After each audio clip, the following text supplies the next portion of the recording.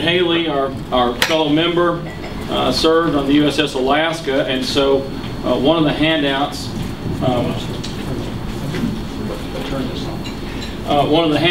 is a summary of information about the USS Alaska, and you'll see that I wove a little bit of Ed's participation on the USS Alaska into the amalgamation of information. So I just include that. It's sort of pieced together from various sources. It includes Ed. And then, as you also probably know, Hank McCall, our other member who's up here this evening, served on the USS Madison.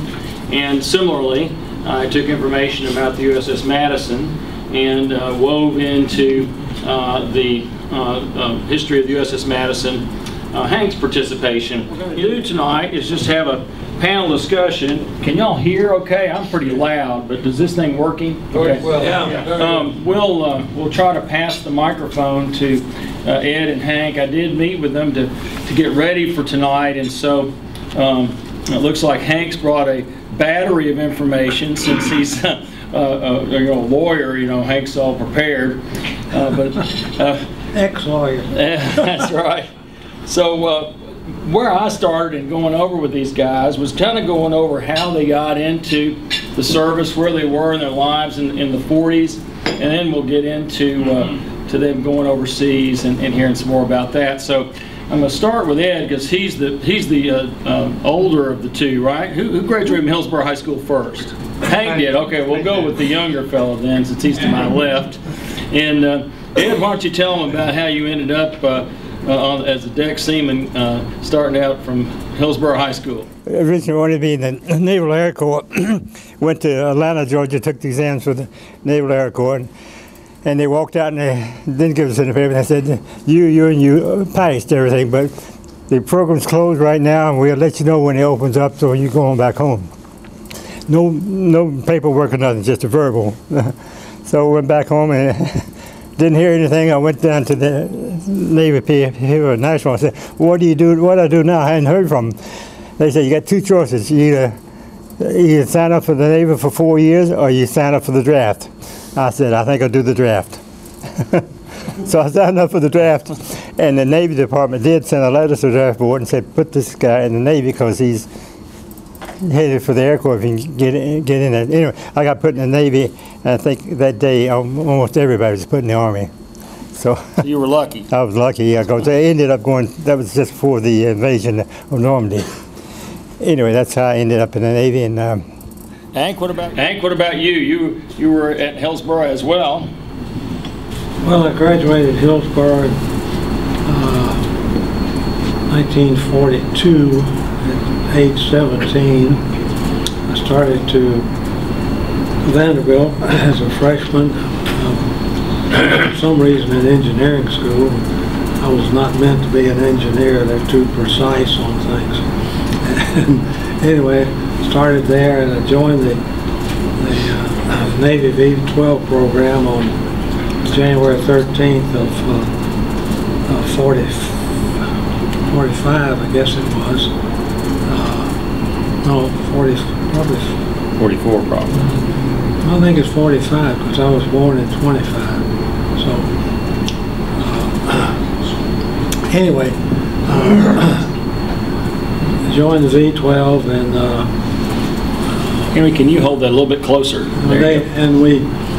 Everybody in V-12, the Navy had thousands of kids in V-12 in all kinds of schools and everything, and really it was the preparation for Navy back then was still getting ready for the invasion of Japan, which was, I think, set for November the 1st of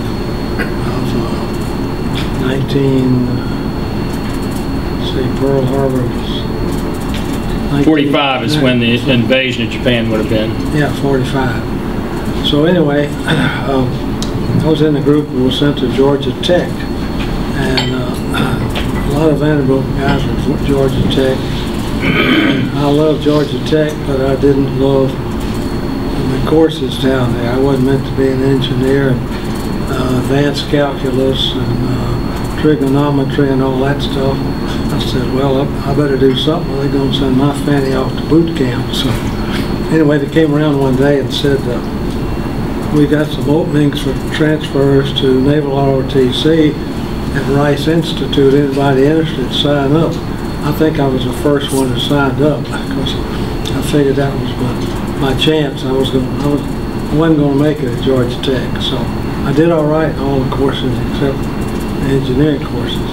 So I went to Rice Institute, called Rice Institute then in Naval ROTC. And my sainted mother was very upset when the telegram says I was crossing the Mississippi River. I was headed for the war.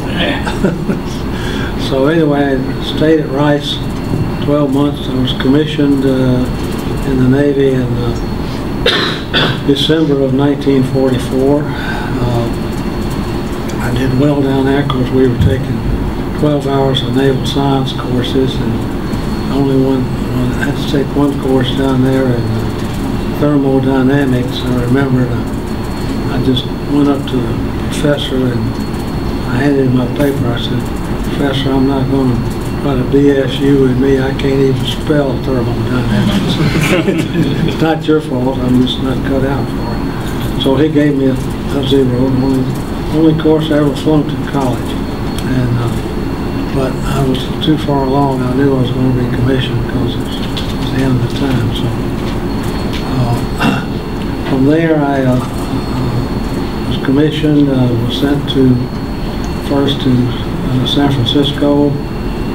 Drew about 2 months advance pay. Had a ball in San Francisco and was out of money, so I went over and said, send me on to the Pacific. So I went over and they said, well, we got a ship going, and I was assigned. The Navy had commandeered the luxury liner, the Lure Line, L-U-R-L-I-N-E, which did the California-Hawaii run. So we went over all that, and there were 12 of us. We reported aboard in a little bitty stateroom. It wasn't much bigger than, well, maybe twice as big as this table. We had 4 racks of 3 bunks each. And Johnny Pesky, the shortstop for the Red Sox, was there. But he disappeared a couple hours after we left. We never did see him again. He ended up playing baseball from Pearl Harbor the whole time. And we went on, and then they came around and they drafted about, the ship also was carrying, I think, 500 women Marines, BAMs, broad-ass Marines, and some white waves. So we all were assigned friggin' and rigging watches across to Hawaii, and we did our best, but I think we failed in some instances.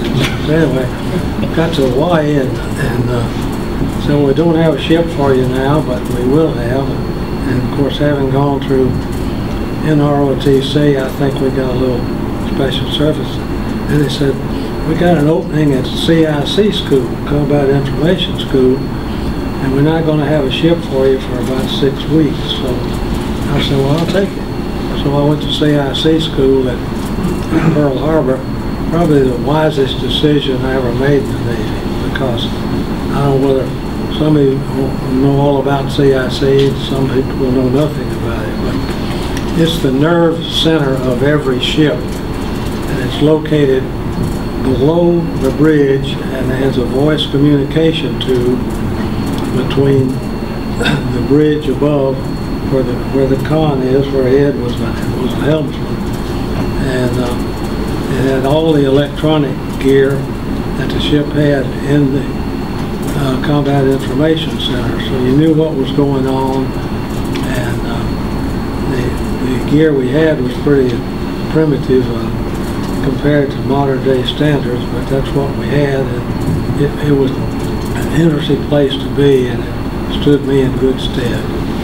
Well, let's get Ed, how Ed got to where he was on the ship.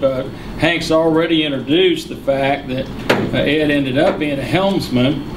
So Ed, how did you make it from being a draftee to then being a helmsman on a heavy cruiser? Well, it started out being on a a 40mm gun when I first got on the ship.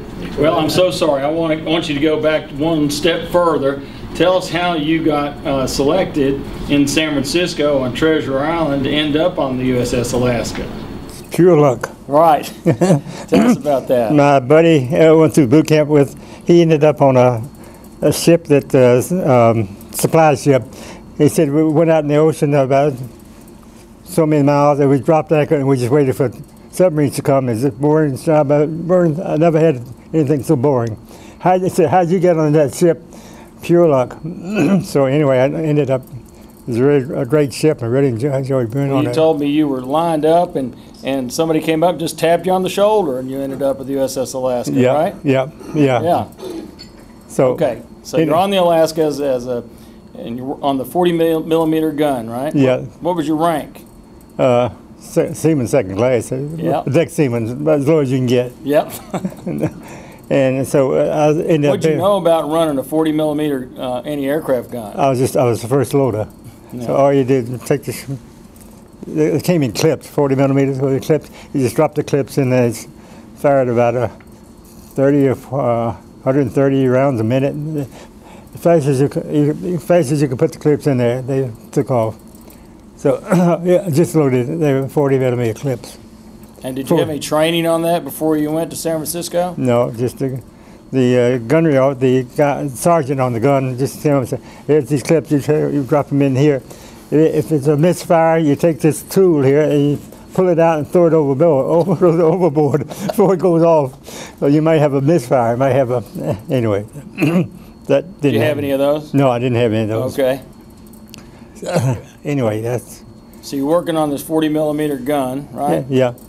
And did you have any attacks during the time where y'all had to? Yeah, we shut down five kamikazes that came. There was Iwo Jima when the kamikazes really started their thing. Right. And I think we shut down five of them. And where were you facing when those kamikazes came? I was facing 40mm. I was dropping the clips in as fast as I could. So you couldn't see what was going on behind you, right? Didn't see it until it got hit and splashed in the water. Yeah. But anyway. So how'd you end up from a deck seaman with loading a 40mm gun to being a helmsman like Hank told us? That's a little story. The officer on the ship, on the 40mm gun, was from Georgia, had gone to Georgia Tech, and all these other guys on the gun were from New York State, and they played around and horsed around a lot, and I didn't have much to do with them. So he saw I was always off reading a book to myself, so he started getting interested in talking to me. So we would sit and talk. We'd talk every night. And he told me one night he's going to take the exams for the Naval Air Corps. Went back in the next port. There's about 6 officers going over and take the exam. And here I am, a deck seaman. I said, oh, it's not much to that. They give you a written exam about an hour, and the physical was about an hour. It's about 2 hours. There's not much to it. And he looked at me real funny, like I was a smart ass. So he looked at my records that night and came back and said, there's nothing in your records about you taking the exams for the Air Corps. I said, I was still in high school and a civilian, but he said your scores were pretty good on the test you took at boot camp. I said I don't know anything about that. He said you should have gone to officer schools. Your scores were much higher than required for officer. I said, well, that's the first I've heard of that. So he said, you still want to go in the Air Corps? I said yes. He said, well, you got to take the exams again. I said okay. So he says, I'll get it organized for him. When we go, the officers all go, maybe you can go also. So it's 6 officers and myself went to the next port, went over to the carrier with us and to take the exams. And the 6 officers, they wouldn't let me go with them. They went over by themselves. I went over the next day by myself. We want a separate boat from them, right? Yeah, separate from them. They didn't have anything to do with me. So of the 6 officers, only 4 of the 6 passed, and I passed. They told me, I said, I figure I did because I'd done it before. Anyway, my mini officer told me that. So he said, you'd rather be something else on the ship beside the deck seaman? I said, yeah.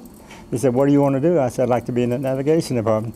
He says, I'll get it organized. So he talked to the commanding officer, commander, who was a head navigator, and I got interviewed with him, and so he said, come up to the navigation department and start hanging out there. So that's how I got up there. It's just one of those strange things that happen, and so I enjoyed being that part of it. And your bunk situation, did that change at all from a deck seaman? The deck seaman, he had about 150 guys in a crowded area, probably good for about 100. It's 150, more than the really should have. So we got up there, and they like being real hotels. They had all kinds of conditions. There's only a navigation group. There's only about 10 or 12 of them in there, so it was completely different. And so what was your rank when you moved up into the navigation department? I'm still a deck seaman. Well, at some point you became a quartermaster. I took the exams for the quartermaster. They gave me books to read, and I read the books, and so they're going to have an opening for 3 openings for rate, and 5 guys will take the exam. So they all figured out who was going to get it. Forget Hailey, he won't get. But they gave me some books to read, and I read the books pretty good. So it was all fresh in my mind, so I ended up, I made the highest test on the score, and because I just got to reading all the requirements. And so I got a rating, quartermaster class, same as the sergeant. Good deal. So where in the USS Alaska was the navigation department, Ed? Right by the bridge. Okay. Sits out there right by the captain where in fact, when I was almost first or second night I was up there on duty, they said, somebody needs to go down and wake up the captain. It's time for him to be on watch. They say, Hailey, you go. I'm the youngest guy there. Right. Hailey, go down and wake up the captain. I'm 18 years old. And I got to go to the stateroom, the captain's stateroom, and go in and wake him up. So I didn't know what the hell to do. Did you wake him up? I went in and knocked on the door, and nothing happened more. I opened the door, went in, I knocked on the wall, and did all that finally. I'm not going to shake him up. He's a real nice guy. Finally, he woke up and they said, what's our heading, what's the weather like, and all this. And he says, tell him I'll be up on the bridge in just a few minutes. So that was it. But wasn't as bad as you expected. No, he's a really nice guy. But and then on the Alaska, where was the CIC group? Where was the combat information? It was right on the same where the what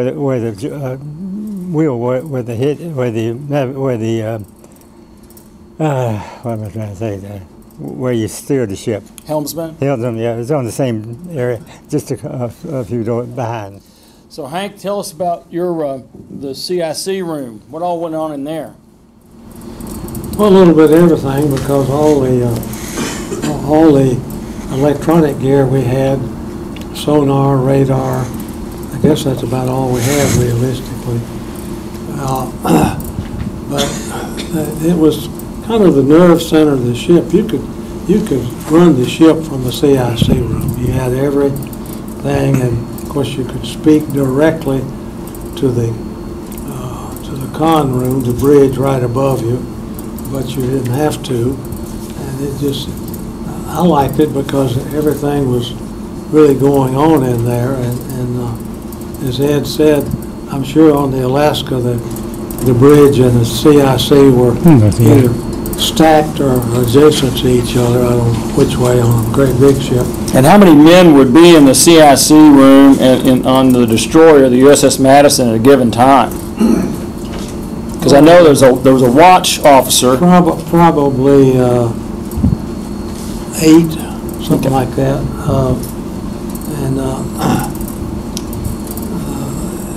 And we had a CIC watch officer all the time.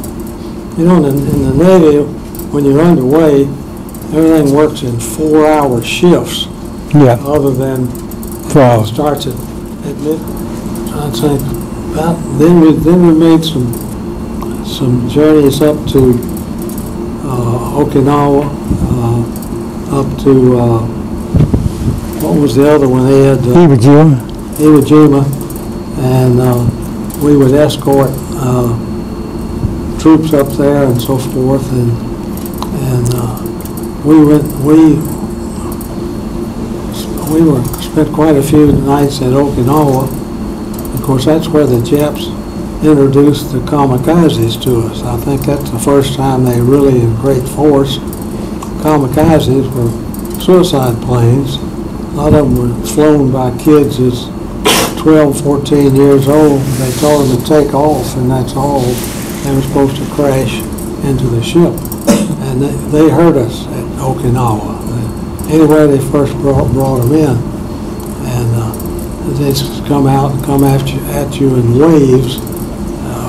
We never drew picket duty at Okinawa. I spent, I don't know, 4 or 5 nights, I guess, in the harbor there, and they would have raids, but they try to hit the ships without picket duty, trying to keep them away from us. But then we went back and forth, bringing more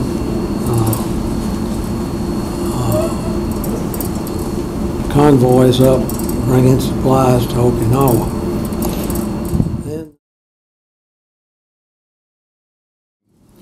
And Ed, you similarly on the Alaska, y'all were running screens for the carriers around Okinawa and the Ben Franklin.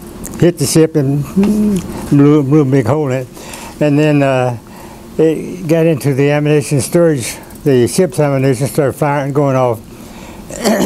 And it sealed off the fantail from the rest of the ship. So the guys back on the fantail started jumping off the ship, bailing into the water. And the old captain of the carrier got on the loudspeaker and said, "Any man jumping overboard will be put on court-martialed after the war."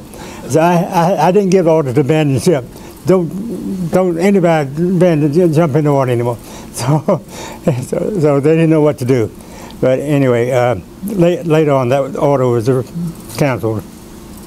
But we went over to protect the Franklin so it wouldn't take any more hits. The Guam on one side and Alaska on the other. And I don't think any planes were going to get through those 2 ships. We had the 40 millimeters were radar controlled, unbelievable accuracy. And as I say, we had 5 kamikazes that came at us, and they were shot down pretty quick. And so the Guam and the Alaska stayed with the Ben Franklin all the way back to Guam, right? No, until it got way out of range. Oh, okay. And had another ship came up and hooked up to it and towed it out of range. So I actually got out of range. Yeah, I got. You can get copies. I got copies of all my ship's logs, which are pretty interesting.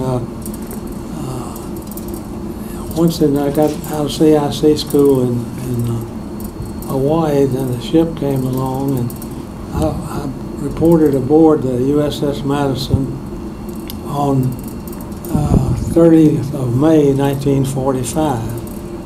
Of course, I was there till the war ended and stayed in Japan some time after. But for the comparatively short time I was in the Pacific, about 5-6 months to the war ended, I was involved in a lot of activities.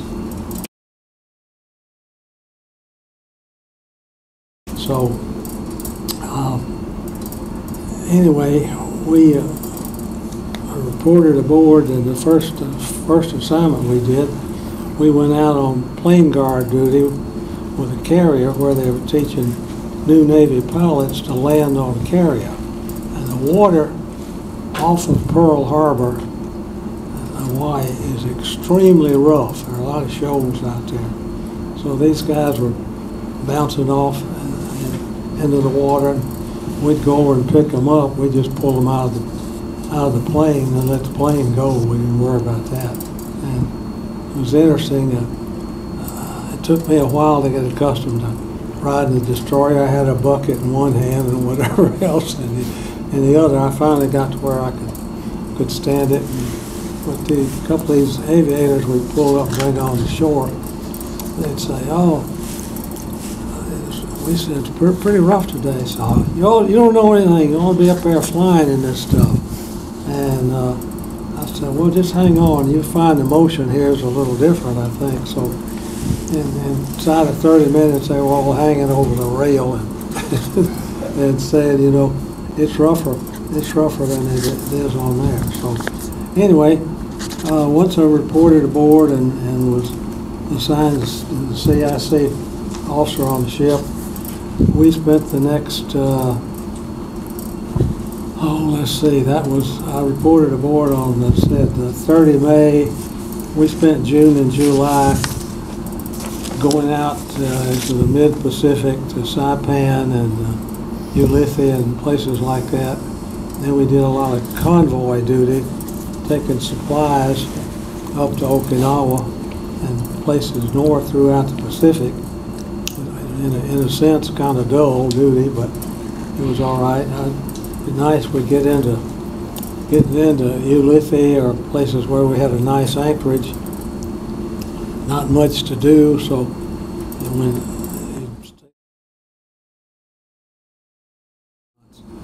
but the bow comes completely out of the water and it slaps back down, and if you're in the bridge, and the forward gun turrets go completely under the water, and the fantail, as the stern comes out, you've got twin screws, and the whole ship just shakes like that. Well, we got in this typhoon, and of course you're rolling like crazy, just hanging on. We had a critical roll of 46 degrees, meaning that if we went 46 degrees, we'd probably go on over. The water would go down the stacks to the engine room. The ship would blow up when water hit the boilers down there. Well, we accomplished a critical roll of 43 degrees. I can say I was scared, pardon the expression, shitless. I've never been more scared in my life, because that's, it's about as close as you're going to get and not go over. But and we had in that the destroyer escorts were cheap versions of destroyers. They built them, and they didn't have as deep a draft, so they would roll more. And I think we lost 3 DEs in that typhoon right after the war had ended. So a little bit earlier. Tell us about the USS Indianapolis and the role of the Madison in looking for survivors there. She started out going to Leyte 2 days out of Guam, and in moderate seas, good visibility. There was a Japanese submarine there that had been somehow lost by the Navy. There were very few subs left at that time, but he was there, and the Indy was going right by him at sunset.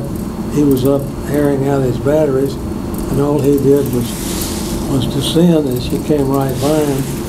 He fired 4 torpedoes, and 2 of them hit the ship at 12:15 in the morning. And this is a big ship. She's over 800 feet long, and 1,220 people. The ship sank in 12 minutes. So you can imagine the people thrown in the water. Most of them were asleep at that time. And that's what happened to the Indianapolis. And the Navy, when she was due to reach Leyte on the 31st of July, and she hadn't arrived by August the 2nd. They hadn't missed her yet. I guess the only thing you can say in defense of the people at Leyte was the preparations were so intense at Okinawa for the invasion of Japan, because you're supposed to invade on November 1st. But anyway, the Navy didn't know, nobody knew that ship had been sunk until August the 2nd on a big PBY on routine patrol, came across the survivors at 10:25 in the morning. And and no report had yet been filed. So what did y'all do then? Did you get any orders to go look for survivors? Yeah, in that time frame, we had the destroyers there, and in this handout here, it shows some of the names on them. And the Madison is one that's sent out to look. And were you on the Madison? I was on the Madison as a CIC officer, 20 years old. All the aircraft by then were searching this big PBY patrol plane. It landed and picked up, they had about 50 people hanging on there otherwise. And you got to remember, these poor guys have been in the water since this is the 5th day, and that's when we finally started looking for them. I tell you, you grow up fast when you're rescuing guys that have been in the water for 5 days, and sharks have eaten them, and they've been separated in various little pools, and it's something you never forget, and there's no excuse for what happened. I cannot condone the Navy's negligence. In Buckner Bay, after the war's over and you're waiting for the armistice, you're parked beside the USS Pennsylvania, right, Ed? Yeah. And what happened that day? Well, another thing happened. There was kind of we were at Okinawa Bay, a whole bunch of ships, because they had a huge harbor there, and the Pennsylvania was anchored right across from next to us, about 100 yards away. And late one night, lone Japanese torpedo plane came in just barely off the top of the water, and slipped in there and dropped the torpedo and hit the Pennsylvania, which was shielding us. Knocked a big hole in the back end, killed 200 or 300 sailors, but it didn't sink. But the atomic bomb had already been dropped.